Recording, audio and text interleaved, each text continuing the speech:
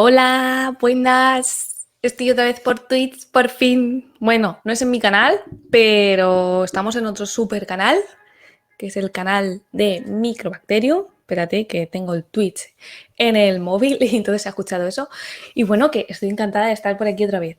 Bueno, voy a hablar de lo que mayoritariamente me preguntáis siempre.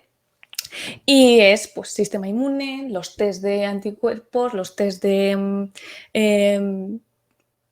COVID, por qué uno da positivo, otro no, tiene anticuerpos uno, el otro no tiene anticuerpos, bueno, todo este rollo, ¿vale? Y os iré leyendo, mientras que voy hablando, os voy leyendo los comentarios porque os tengo aquí y así pues puedo contestaros en el momento, que para mí es más cómodo, es más guay, es como que estáis ahí y no estoy hablando todo el rato solo con una cámara y bueno, ¿vale? Y al final también, si queréis esperar al final, pues al final, como queráis. Vamos a ver, voy a empezar, ¿vale? Espero que estéis ya todos por aquí.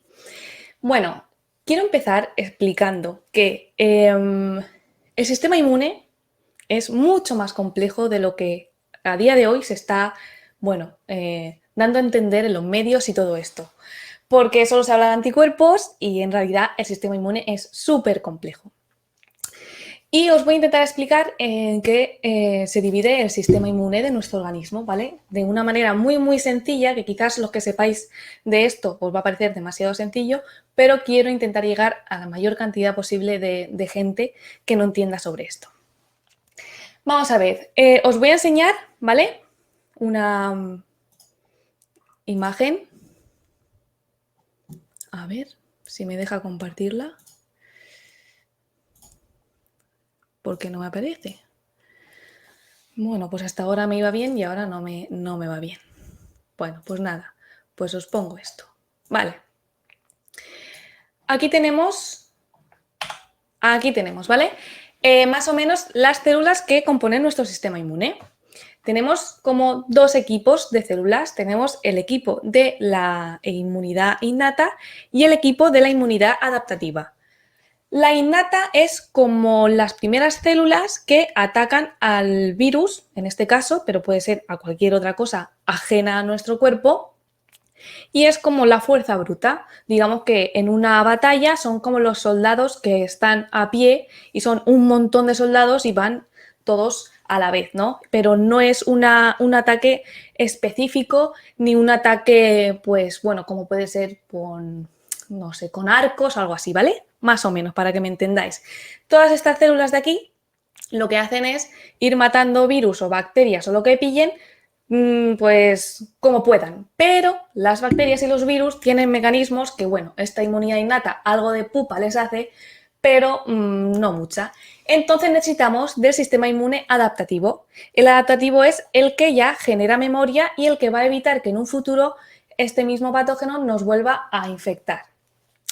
Este sistema inmune adaptativo está formado por linfocitos B, son estos lilitas de aquí, a partir de ahora van a ser lilas, los linfocitos B, y son los que generan los anticuerpos. Y luego están los linfocitos T, que son estos rojitos de aquí, que hacen varias cosas. Hay tres tipos de linfocitos. Están los citotóxicos, que se llaman, ¿por qué son citotóxicos? Porque cuando detectan que una célula está infectada, y como habéis dicho en el chat anterior, las células que son infectadas, cuando detectan que hay virus en su interior, cogen trocitos de este virus, vamos a hablar de virus, pero puede ser de cualquier otra cosa, y lo ponen en su membrana, ¿vale? Cuando está puesto en la membrana, las células del sistema inmune, como el linfocito T, detectan que han puesto ese trocito y entonces matan a esa célula. La idea es que como los virus se reproducen dentro de la célula y se multiplican, si matamos a la célula, el virus deja de multiplicarse y por lo tanto dejará de infectar al resto de las células. Esto se trata de mátame a mí para salvar a las demás, ¿vale? Y existe una célula T citotóxica, un linfocito T, que lo que hace es matar a las células que han sido infectadas. Y estos tienen un papel muy importante en la infección de coronavirus, sobre todo en aquellas personas que no presentan anticuerpos, que luego lo voy a explicar con más detalle. Veo que no estáis escribiendo nada y me estoy asustando. Por favor, necesito que me digáis algo. Si se entiende o no se entiende. Bueno, seguimos. Además de estos también que matan a las células, hay otros que ayudan a los linfocitos B a que su respuesta sea más rápida y hay otros que son muy importantes que lo que hacen es eliminar los restos virales y decir, vale, ya se ha acabado el virus, dejar de responder para que no haya una respuesta inmune infinita, ¿vale? Esos son los 3 tipos de células. Todas estas forman parte de la inmunidad adaptativa, ¿vale? Vamos a ver la siguiente imagen. Aquí estamos. Vamos a ver tiempos y qué es lo que pasa durante todo ese tiempo para que podáis entender un poco por qué se hace un tipo de test, se hace otro tipo de test, porque una persona puede tener anticuerpos o otra no, ¿vale? Os explico. El día 0, ¿vale? Aquí al principio. La célula verde es una célula que presenta antígeno, una célula que ha sido infectada. Vamos a dejarlo así, ¿vale? Y pues coge un trozo del virus, pues un virus está formado por un montón de distintas proteínas. Pues coge todas estas y las presenta todas. Porque cuanto más presente, más probabilidad habrá de que mi cuerpo lo detecte. Si solo presenta una, pues le va a costar más, ¿vale? Entonces, lo que hace es presentarlo, decir a las células T y a los linfocitos B, oye, estoy siendo infectada, por favor, matarme e intentar hacer algo para acabar con este virus, ¿vale? Entonces, ¿qué pasa? Primero vamos a hablar del linfocito B y voy a salir de aquí para intentar explicaroslo mejor, porque yo pues creo que así será mejor. Vale, el linfocito B. Lo que hace, sí, necesita mucha concentración para intentar seguir esto. El linfocito B lo que hace es generar anticuerpos, pero, vale, generar anticuerpos. ¿Cómo se generan anticuerpos? Vamos a ello. Cuando detecta que hay un virus, los linfocitos B normalmente en su membrana suelen llevar pues distintos anticuerpos de distintas formas para distintas proteínas. Cuando detecta que hay algo y los linfocitos T le dicen, oye, hay una infección, estate al loro, lo que hace es, con su ADN, millones y millones de recombinaciones génicas que lo que hacen es generar millones y millones de tipos de anticuerpos, hasta que acierta con uno. Él detecta que el anticuerpo que ha generado se ha unido bien al antígeno, al virus, y lo está bloqueando. Una vez que detecta que lo está bloqueando de manera correcta, entonces dice, vale, este es el bueno, voy a producir este. Y cuando ya lo detecta, dice, vale, como ya tengo el anticuerpo que funciona bien, me voy a dividir. Lo que hace es múltiples células de ese linfocito B que ha acertado, ¿vale? Y esas múltiples células empiezan a generar anticuerpos. Como podéis entender, esto no se hace de un día para otro, ¿vale? Necesita un tiempo para aceptar en qué anticuerpo es el correcto, para empezar a dividirse en células que generen más anticuerpos, para generar esas millones y millones de partículas. Entonces, todo esto tarda en torno a unas 6-7 días, ¿vale? En el caso del coronavirus y en el caso de la mayoría de las infecciones. O sea, esto es así, mayoritariamente es así. Si tardan 7 días en generarse, durante todo ese tiempo estamos dando negativo en el test de anticuerpo, ¿vale? Quiero que os quedéis con esa idea porque luego voy a explicar con una curva cuáles son los mejores test en función del tiempo. Otra cosa están los linfocitos T. Los linfocitos T, mientras que los linfocitos B están ahí intentando acertar con un anticuerpo que los bloquee de manera correcta, están trabajando matando a las células que han sido infectadas, diciendo a todas las células, los soldados que hemos dicho que iban en manada a por el infectivo, diciendo ir todos a por este. Y mientras tanto están los citotóxicos que matan las células. Muy importante en el coronavirus. Se calcula que entre un 14 y un 20% de las personas que son infectadas por coronavirus, en teoría, no generan anticuerpos.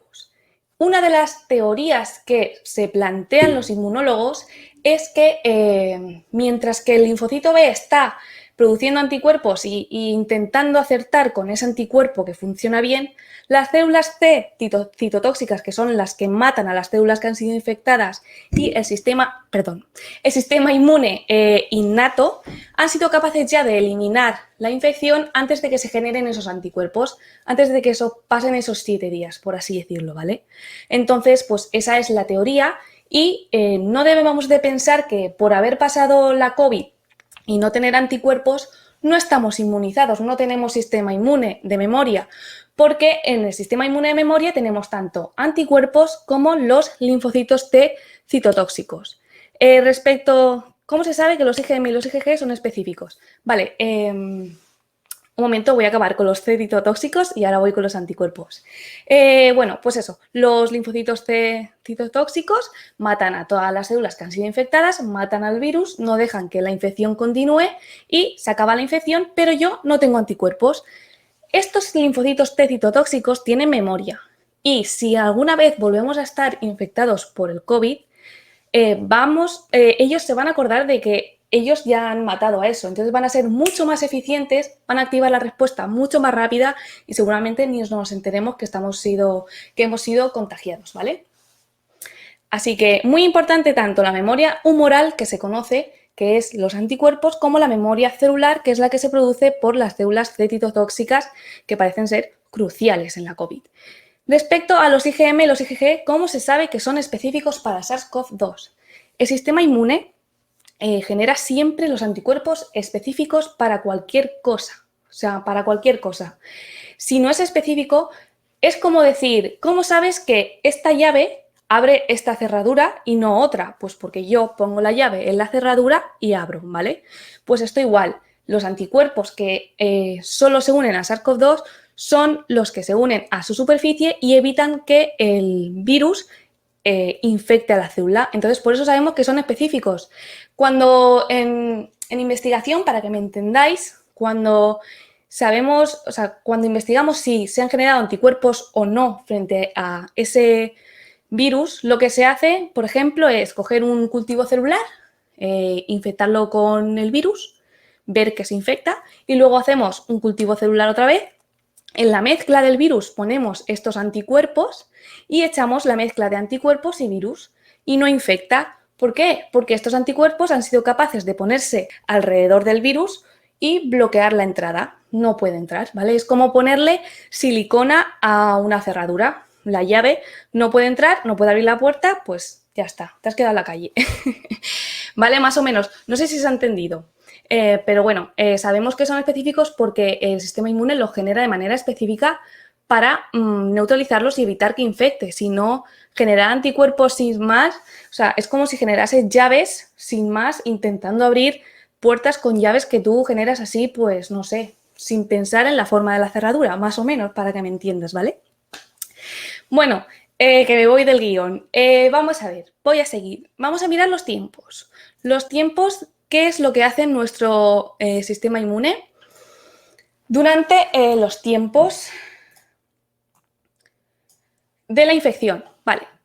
A día cero, ¿vale? Aquí tenemos una célula infectada, tenemos los linfocitos B, que ya os he explicado que generan anticuerpos, linfocitos T, que lo que hacen es detectar las células que han sido infectadas.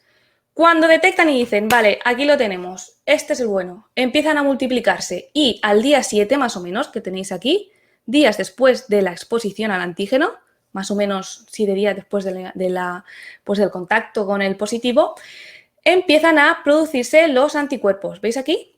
Y también las células efectoras, o sea, células que ya han detectado el coronavirus y se han puesto a matar como locas a las células que han sido infectadas. Luego, esto más o menos dura una semana, toda esta respuesta, y a partir del día 14 empieza a disminuir la respuesta.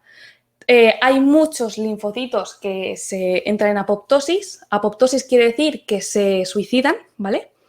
Porque pues son muchos y no hace falta que tengamos en el torrente sanguíneo linfocitos para todas las enfermedades. Pensar que muchas noticias siempre dicen, se ha visto que a los 3 meses los anticuerpos para el SARS-CoV-2 disminuyen un tanto por ciento.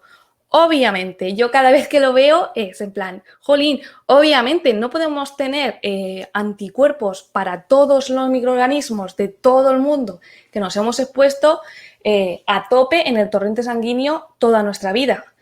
Lo que se queda, veis que aquí empieza de 0 y aquí empieza un poquito más alto, se quedan unos cuantos anticuerpos y unas cuantas células B de memoria, o sea, no quedan anticuerpos como tal, se quedan células B, que son las que generan anticuerpos con sus anticuerpos en la superficie por si acaso llega algún virus otra vez, y los citotóxicos también de memoria quedan algunos, ¿vale? Pero la mayoría entran en apoptosis, se suicidan porque no es viable estar vivos durante toda la vida todos los linfocitos que han detectado todas las bacterias a las que hemos estado expuestos y todos los virus, ¿vale? O sea que es totalmente normal, como podéis ver aquí, esto es una imagen de un libro, ¿vale? De inmunología. Totalmente normal que los anticuerpos disminuyan con el tiempo. Del día 21 después de la infección ya tenemos que han disminuido un montón y es normal. No quiere decir que no tengamos respuesta inmune de memoria. Quiere decir que nuestro cuerpo está funcionando muy bien, ¿vale? Otra imagen que os quería enseñar. Bueno, espérate, no me voy a ir a eso aún. Otra cosa que me decís mucho es que, jolín, mi primo, por ejemplo, ha estado dando PCR positivo hasta 40 días después o hasta 50 días. Se ha visto hasta 84 días de positivo. O sea que... Ah, ¿no se veía? Vale, ya se ve, ¿no? Vale, perdón. Bueno, que se ha estado un montón de días dando positivo. ¿Por qué es esto? Vamos a ver. Tenemos unas células, que son también linfocitos T, encargados de eliminar todos los restos virales que hay en el cuerpo, ¿vale? Hay gente que tiene pues unos mejores linfocitos T citotóxicos, o sea, T reguladores, perdón, que eliminan mucho mejor esto y a los 20 días somos negativo en PCR, pero tenéis que pensar que una persona, por ejemplo, que ha estado en UCI, la carga viral ha sido brutal. Carga viral, ¿qué es? Cantidad de virus en nuestro organismo, o sea, ha tenido muchísima más carga viral, muchísimo más virus que una persona asintomática o con síntomas leves. ¿Por qué? Porque su cuerpo no ha sido capaz de combatirlo de manera eficiente. Entonces, una persona que ha estado en UCI puede estar mucho más tiempo dando positivo porque le está costando a su cuerpo mucho más eliminar los restos virales. Pensar que cuanto más células son infectadas, más se multiplica el virus. Y os quería enseñar esta imagen que es muy visual de... aquí tenéis, ¿vale? En lila tenemos la célula, esto es la superficie celular. Y en verde tenemos, cada puntito es un virus. O sea, quiero que os hagáis una idea de la cantidad de virus que puede generar una célula. Es brutal. Entonces, hasta que no se elimina todo esto y esto se queda lila, o sea, incluso eliminar eso y luego eliminar el material genético, porque recordar que la PCR detecta material genético, entonces muchas veces quedan restos en el torrente. Ser positivo en PCR después de haber pasado esos 10 días de aislamiento y haber pasado los síntomas no quiere decir que seamos contagiosos, quiere decir que aún nos quedan restos virales en el cuerpo y que, pues bueno, la PCR es muy sensible y detecta cualquier cosa, ¿vale? Pero bueno, para que os hagáis una idea, esta es la cantidad de virus que se genera y para limpiar esto, pues se lleva un tiempo, ¿vale?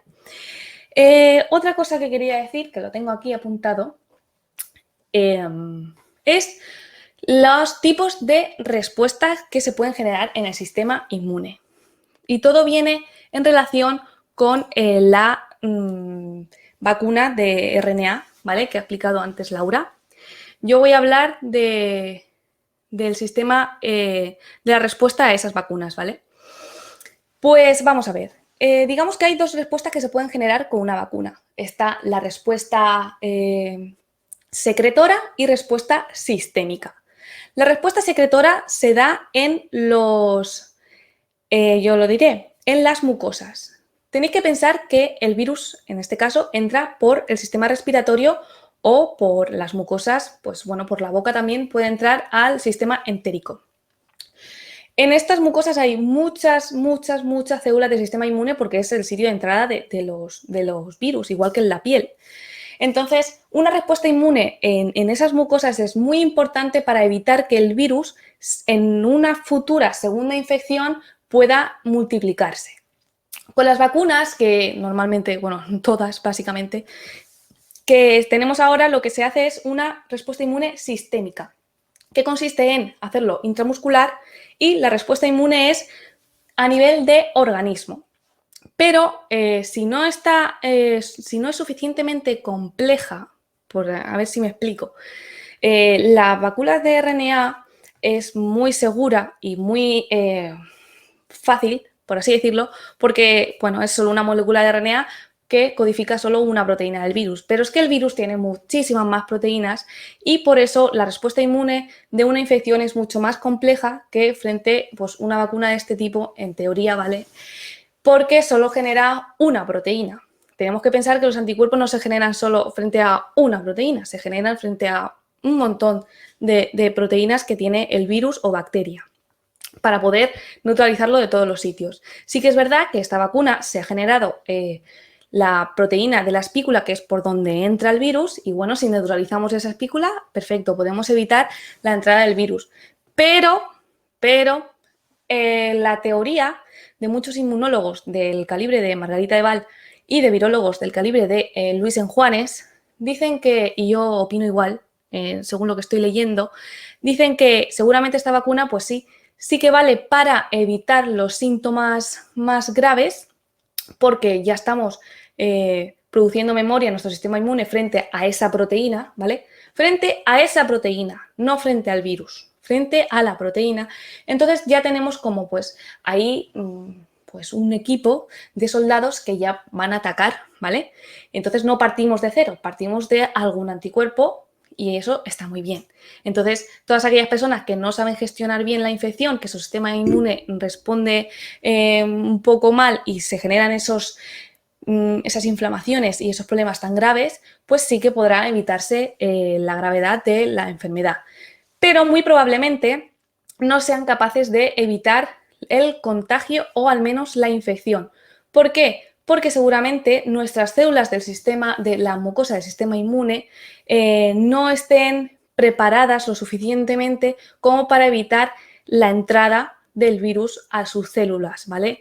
No sé cómo explicarlo para que me entendáis. Digamos que nuestras mucosas tienen una barrera, ¿vale?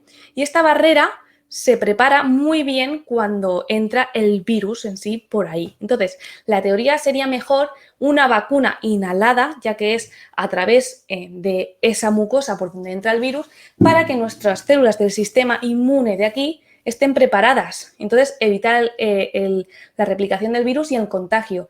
Si a nivel de aquí evitamos que contagie, evitaremos que haya un problema a nivel de organismo. Pero bueno, esto llevaría mucho más tiempo de diseño. De hecho, aquí en España se están diseñando de ese tipo. Y mucho más complejidad y mucho más difícil a nivel de seguridad porque se busca insertar el virus eliminando aquellas cosas que son virulentas, que dan problemas. Entonces, hasta ver cuáles son las cosas que dan problemas, eliminarlas, comprobar que no dan problemas, que es todo estable, pues todo esto lleva un tiempo. Entonces, el resumen es que estas vacunas servirán para evitar colapso sanitario, seguramente, ¿vale? Pero no se sabe aún si va a ser útil para evitar el contagio y pues la infección, porque no está claro que generen anticuerpos, generen respuesta inmune a nivel de mucosas. Entonces el virus se podrá multiplicar en las mucosas, pero no sabemos que si va a poder protegerse frente a todo el organismo. Pero bueno, eso ya lo dejaremos con el tiempo y con los datos de contagios, los datos de hospitales y todo esto lo iremos viendo. Que sabéis que lo hago en mi Instagram todos los días, menos los fines de semana que no hay datos. Bueno, no me decís nada, o sea, estáis todos calladísimos. No sé si es porque os está interesando o porque estáis aburridos y no lo sé. Bueno, os voy a enseñar otra imagen que quería explicaros. Esto lo he hecho yo. De hecho, después de acabar esta charla, lo voy a subir a Instagram. Es un post que estoy preparando. Digo, bueno, así lo presento aquí y lo veis. He hecho una curva de lo que podría ser la infección de COVID, ¿vale? Entonces, tenemos aquí a día 0 un periodo de incubación en el que la infección, la carga viral aquí, ¿vale? Esto es carga viral, cantidad de virus. Entonces, en el periodo de incubación, que es este periodo rosa que dura un par de días o 3 más o menos, ningún test, ninguno, ni el PCR, ni el antígeno, ni el anticuerpos va a ser capaz de detectar nada. Entonces, hay veces que se dan PCR negativas y te dicen, no, pero tienes que estar 10 días en aislamiento igualmente. Y tú dices, ¿pero por qué si no tengo virus? Porque puedes estar en esta fase de incubación. Y a los 2 días o al día o no sé, ya positivizarte. Es decir, tener suficiente carga viral para que esa PCR dé positiva. Este periodo de incubación es el que nos da esa inseguridad a la hora de decir, vale, eres PCR negativa, sal. No. Tienes que estar 10 días en aislamiento si has estado en contacto con alguien porque puedes estar en ese periodo, ¿vale? Luego pasamos al periodo infeccioso, que es este verdecito de aquí. Esta fase de aquí, que es donde más carga viral tenemos, somos muy contagiosos, muy contagiosos. Y aquí en lila veis a partir de qué día se empiezan a producir los anticuerpos. Yo soy de las que defienden que los test de anticuerpo no deberían de utilizarse como autodiagnóstico ni venderse en las farmacias o donde sea sin prescripción médica porque puede ser un peligro. Os explico. Una persona que no conoce esta curva puede pensar que dar un test de anticuerpos negativo dice que no estoy infectada porque ha dado negativo. Pues no, si das negativo, ¿vale? Puede ser que estés en toda esta fase de aquí, en estos 7 días previos. Incluso puede ser que estés en esta fase donde eres muy contagioso. O sea, puedes ir tan libremente a ver a tus padres o a quien sea pensando que no y estás en la fase donde más contagias. O sea, es muy peligroso. En mi opinión, es muy peligroso. Entonces, por eso los test de anticuerpo solo se deben de utilizar para saber si hemos generado anticuerpos o no o si hemos superado la infección. ¿Por qué? Porque normalmente suele dar positivo a partir de este día un poquito más adelante para que haya suficiente anticuerpos para que sean detectados. Entonces, se da positivo a partir de aquí y ahí, cuando ya tenemos anticuerpos, es cuando la carga viral, la cantidad de virus, empieza a bajar. Porque estos anticuerpos y nuestro sistema inmune está trabajando y está eliminándolo. Entonces, pues más o menos, sabéis, hay gente que le han dicho, vale, eres IgG positivo, puedes estar tranquilo, vete a trabajar, porque se considera que a partir de ese positivo de IgG ya tenemos poca carga viral como para ser contagiosos, ¿vale? Esa es la teoría y se está cumpliendo bastante bien. Y bueno, ¿por qué a partir del día 10 ya podemos ser libres? Porque mirad, la carga viral es súper bajita y normalmente coincide con el corte de incubación donde no se detectaba por PCR, o sea, no se detecta normalmente a partir del día 10 ya empieza a perderse detección de virus. Pero, como podéis ver aquí, el test de PCR continúa siendo positivo de media unos 17 días. Normalmente en gente con síntomas puede durar mucho más días.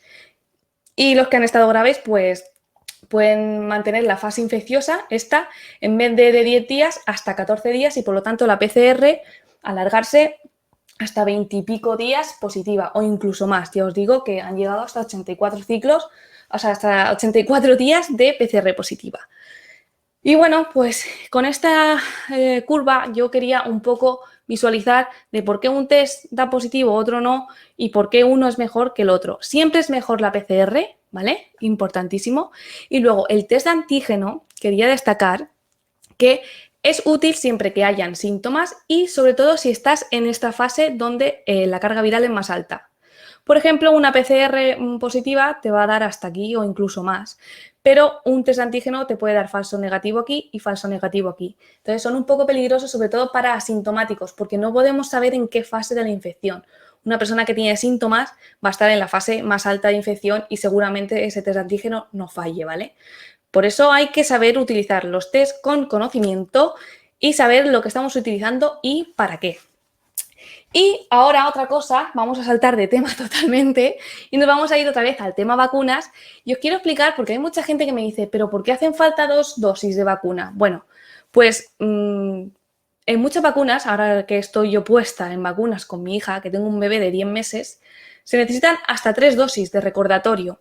¿Por qué son dosis de recordatorio? Os voy a explicar con esta super imagen que es que me parece tan maravillosa, ¿vale? Esto es en condiciones normales, en la naturaleza, cuando nuestro cuerpo se expone al virus o bacteria o lo que sea, ¿vale? Aquí tenemos en el eje este la cantidad de anticuerpos, ¿vale? O de respuesta de memoria. Y aquí tenemos las semanas, ¿vale? Aquí tenemos, aquí pone antigen X, tenemos antígeno X, pues sería pues el coronavirus, ¿vale? Nos presentamos, yo te diré, nos contagiamos por el coronavirus, ¿vale? Y tenemos una primera presentación del antígeno. Nuestras células B, a lo verde, por favor, no hacerle caso, solo vamos a hablar de la parte lila, ¿vale? Las células B empiezan a producir anticuerpos y aumentan los anticuerpos más o menos a la semana, 2 semanas, como habéis visto antes, ¿vale? Es el pico más alto de anticuerpos y luego ya empieza a disminuir porque no necesitamos anticuerpos a tope de coronavirus ni de ningún otro patógeno en nuestra sangre toda nuestra vida. Necesitamos un mínimo de células memoria, como veis aquí, para que si hay una segunda exposición al antígeno, como veis aquí, la segunda flecha, aquí han puesto pues 6 semanas o 10 o no sé, las que sean, ¿vale? Tenemos una segunda exposición al antígeno y mirad, esta curva es mucho más alta que esta. ¿Por qué? Porque la respuesta inmune, los anticuerpos, partimos de que ya hay células memorias que van a ir mucho más rápido. ¿Se acuerdan de que han sido infectadas ya por esto? Entonces van a generar mucho más rápido células, mucho más rápido anticuerpos y la respuesta va a ser mucho mayor. Y tras esa respuesta quedan muchas más células memoria, ¿veis? El doble, aquí han puesto más o menos. Por eso necesitamos 2 dosis de vacuna, sobre todo en la mayoría de vacunas son 2 dosis, ¿vale? La gripe conocemos que es una porque es la más famosa, pero es que yo a mi hija le estoy vacunando recordatorios cada 2 por 3. O sea que normalmente se necesitan más de una dosis porque cuando nos exponemos solo una vez no se genera suficiente memoria como para que nos pueda proteger de una segunda infección. Creo que estas vacunas se separan 2 semanas de la dosis, justo que es el tiempo que aquí marca, ¿vale? Esto es un libro de inmunología y esto no está hecho después de coronavirus, ni es nada conspiranoico, esto es así desde siempre. Entonces, a las 2 semanas se vuelve a presentar el antígeno, se vuelve a inyectar para que se vuelvan a generar anticuerpos y ya la respuesta es mucho mejor. Tenemos muchas más células memoria y ya estaremos mucho más protegidos frente al COVID o frente a lo que nos haya vacunado. Por eso necesitamos 2 dosis. No es ni porque la vacuna sea más floja, ni porque sea peor porque es ARN, ni porque nos quieran pinchar cualquier movida que la gente tiene en la cabeza que nos quiere pinchar.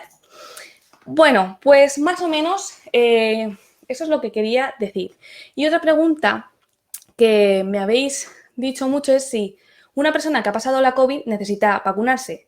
Entonces, en función de la última imagen que os he enseñado, ¿vosotros qué pensáis? ¿Tendría que vacunarse una persona que ha pasado la COVID? ¿Sí o no? ¿Vale? Os voy a dejar la pregunta y vosotros respondéis en el chat. Ahora estaré atenta al chat, ¿vale?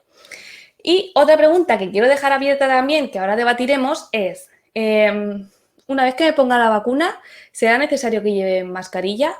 Con lo que yo he explicado, debería de ser suficiente para que vosotros supieseis contestar a esas 2 preguntas.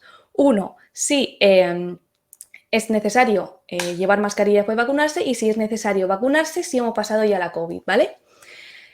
Mientras tanto, pensáis, bueno, me estáis diciendo ya que sí. Sí a la mascarilla y sí a la vacuna después de pasar la COVID, ¿no? Bueno, pero ¿sabéis por qué? A ver si me podéis decir por qué y ya vamos, os doy un 10. Lo he explicado, o sea que deberíais de saberlo, ¿vale? He explicado por qué. ¿Por qué tanto si nos tenemos que vacunar si hemos pasado la COVID o la mascarilla? Si vamos vamos por partes. Vamos primero a la parte de la vacuna, ¿vale? ¿Por qué nos deberíamos de vacunar si hemos pasado la COVID? ¿Por qué creéis que nos debemos de vacunar a pesar de haberla pasado y tener anticuerpos? Venga, vamos a ver. Que esto como lleva un poquito de retraso. Para recordar. Vale. Bueno, ahora lo de mascarilla lo resolvemos. Para recordar, bueno, tenemos que llevar, tenemos que vacunarnos los que hayamos pasado COVID, bueno, no es mi caso, pero bueno, los que hayáis pasado COVID tenéis que vacunaros porque habéis pasado la COVID y estáis en este nivel de anticuerpos. Si os vacunáis, llegaréis a este nivel de anticuerpos y si son 2 dosis, llegaréis a más nivel de anticuerpos y muchas más células, entonces estaréis mucho más preparados. Si habéis pasado solo la COVID una vez, os estáis arriesgando a que podáis pasarlo una segunda vez y, bueno, no lo pasaréis quizás tan grave, pero sí que, ¿vale? Podéis pasar la enfermedad. Entonces, sí, dentro del calendario de la vacunación, de la estrategia de vacunación de España y de todos los países, entran dentro las personas que han superado la COVID por esta razón, ¿vale? Por esta curva de anticuerpos, ¿vale? más o menos. No serían suficientes para poder luchar contra el virus. Muy bien, para aumentar las células con memoria. Muy bien, me encanta, bien. Me encanta que lo sepáis, me encanta que hayáis aprendido y que lo tengáis en mente. Ahora vamos a el tema mascarilla, ¿vale? ¿Por qué deberíamos de llevar mascarilla aunque nos hayamos vacunado? ¿No se supone que ya somos inmunes? Vamos a ver si me podéis... A ver, mira, hay una persona, ilicitana31, que no sé si será ilicitana, pero yo soy ilicitana, o sea que hola paisana, que ha dicho, porque esta vacuna no nos protege de contagiarnos, porque podemos contagiar. Muy bien. Súper chachi, muy bien, ¿vale?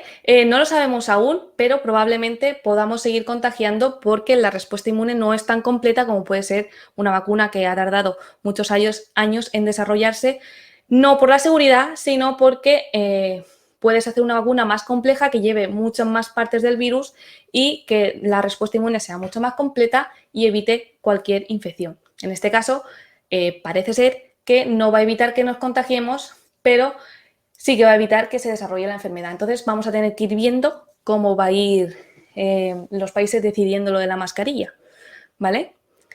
Así que, bueno, sí, y también lo de la inmunidad a nivel de mucosa. Eso también habrá que ir viéndolo, pero como es una vacuna sencillita, por así decirlo, pues no se espera que haya una respuesta en mucosas secretora suficiente como para evitar el contagio. Muy bien, me encanta que hayáis aprendido, no sé si lo habéis aprendido aquí o lo sabíais ya, pero bueno, si lo habéis aprendido aquí, ya me puedo ir contenta de que habéis aprendido algo, ¿vale? O sea, que me puedo infectar, pero no tengo por qué estar enferma. Sí, sería como los asintomáticos que se contagian, pero no tienen síntomas, porque su sistema inmuno, pues bueno, ha podido luchar con el virus bien, o se han infectado con poca carga viral. Sería pues como un asintomático, no te enteras. Entonces, tenéis que pensar que el problema de este virus es la saturación en sanidad. Las camas, UCI, la gente muriendo, ¿vale? El virus en sí, como tenemos una parte de asintomáticos, bueno, no es el problema los contagios, sino la saturación, ¿vale? Al menos lo veo yo desde ese punto de vista.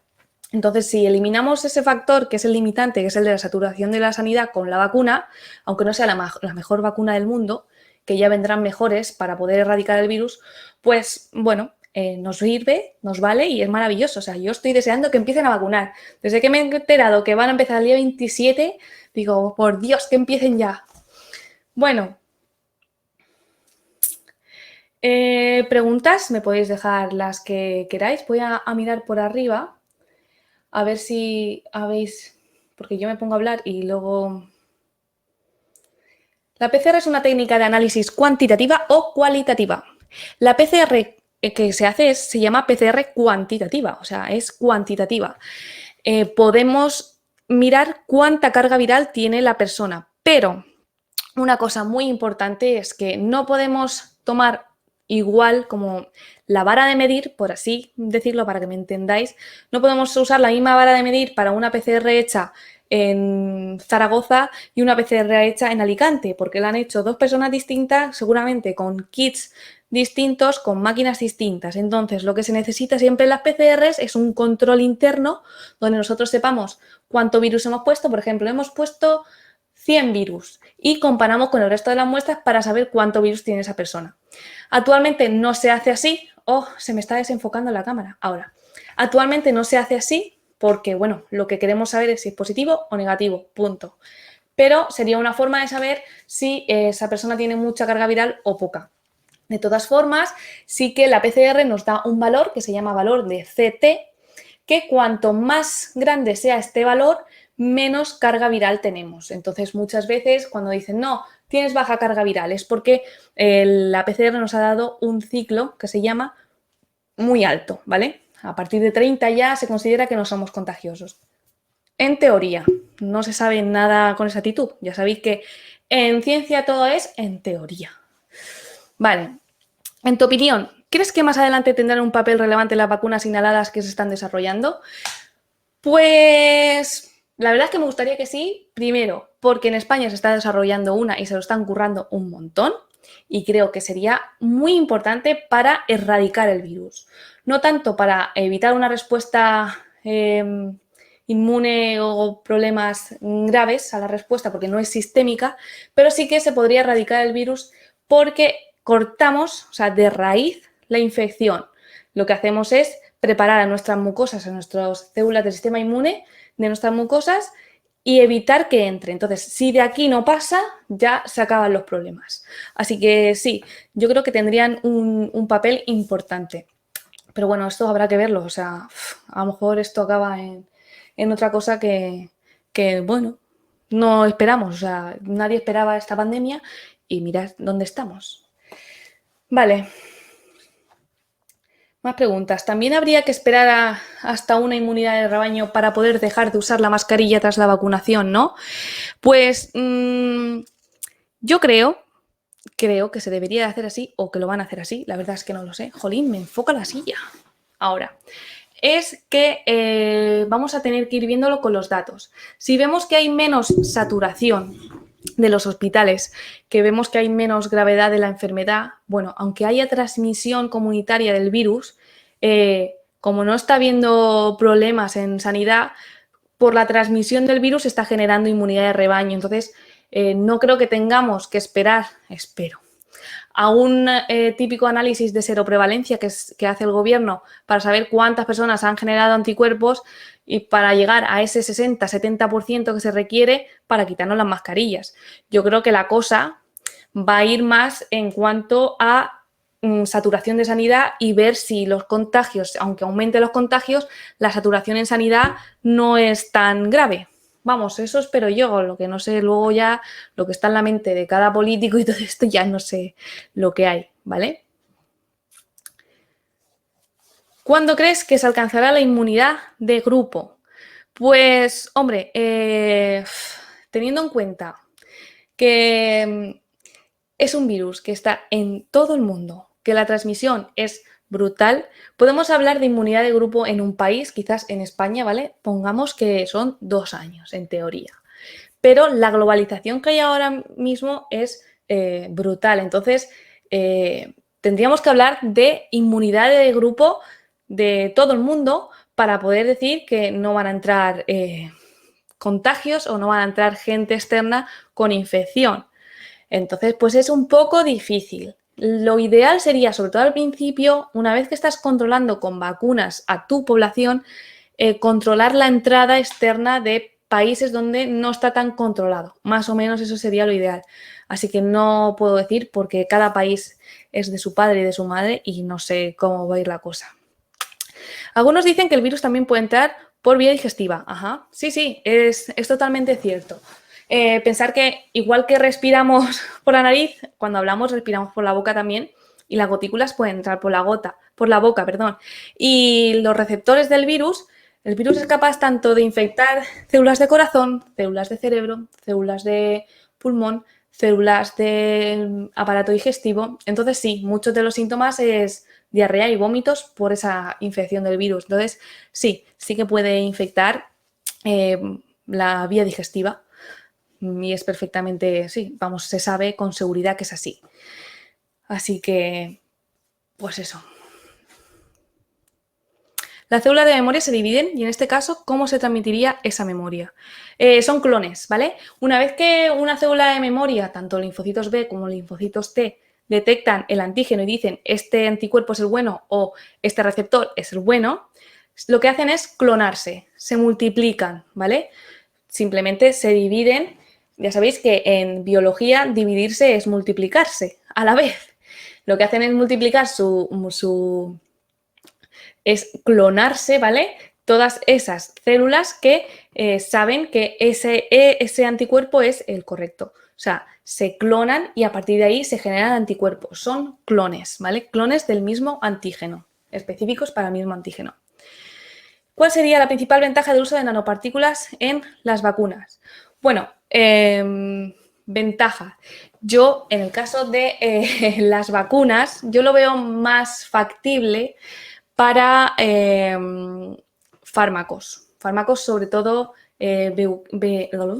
dirigidos por ejemplo, como para el cáncer, ¿no? Para que solo actúen en células cancerígenas y no en células que no son cancerígenas.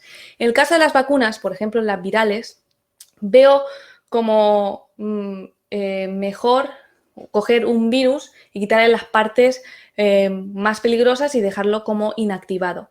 En esta parte sí que podría entrar las nanopartículas, porque los virus son nanopartículas, básicamente. Entonces podemos hacer un virus falso con una nanopartícula donde podamos ponerle distintos trocitos de un virus para que nuestro sistema inmune lo detecte como un virus, pero realmente no lo es. O sea que, bueno, puede ser relevante, pero es que esto es un perdón, que se me ha ido esto.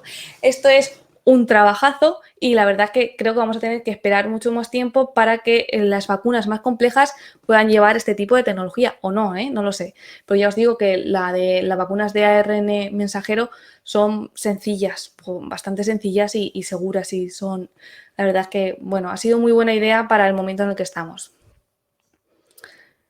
Vale, esto de las que no son útiles, son inducidas a la apoptosis mediante un ligando. Esto supongo que te referirás a las células citotóxicas que no detectan, o sea, que sus anticuerpos o sus receptores no detectan bien el virus. Supongo que será eso, ¿vale? Bueno, vamos a ver. ¿Tenéis alguna pregunta más? Porque creo que las he respondido todas. Sí. Si tenéis alguna pregunta más, por favor, me las dejáis por aquí. Y bueno, invitaros a visitar mi Instagram, Diario de una Científica, los que no lo conozcáis. Allí cuelgo todos los días los datos COVID, de contagios, de cuánta saturación hay en los hospitales, de los fallecidos. Intento hacer un análisis por comunidades o a veces de brotes. Y bueno, que si os interesa, podéis pasaros. Y bueno, pues esta última curva que os he enseñado de la infección la voy a publicar en mi Instagram con toda la explicación, si os interesa también, para compartirla. Y bueno, muchas gracias, ilicitana. No sé, otra vez, no sé si eres ilicitana o no, pero yo sí que soy ilicitana. Así que bueno, muchas gracias. Espero que os haya gustado. Por favor, si tenéis cualquier duda, si os ha quedado algo en el tintero y no queréis preguntar por aquí, me podéis escribir por mensaje directo en Instagram, que suelo contestar siempre. Y si no, me insistís. Y suelo contestar siempre, y cuando, pues eso, lo que necesitéis. O mi primo ha dado positivo en COVID y ha estado, lo típico que me pregunta mucha gente, podéis preguntarme, que yo os intentaré ayudar siempre que pueda, ¿vale? Espero que os haya gustado y bueno, veros en otros sitios, en otras charlas o donde podamos coincidir. Bueno, pues nada, muchas gracias a todos. Gracias.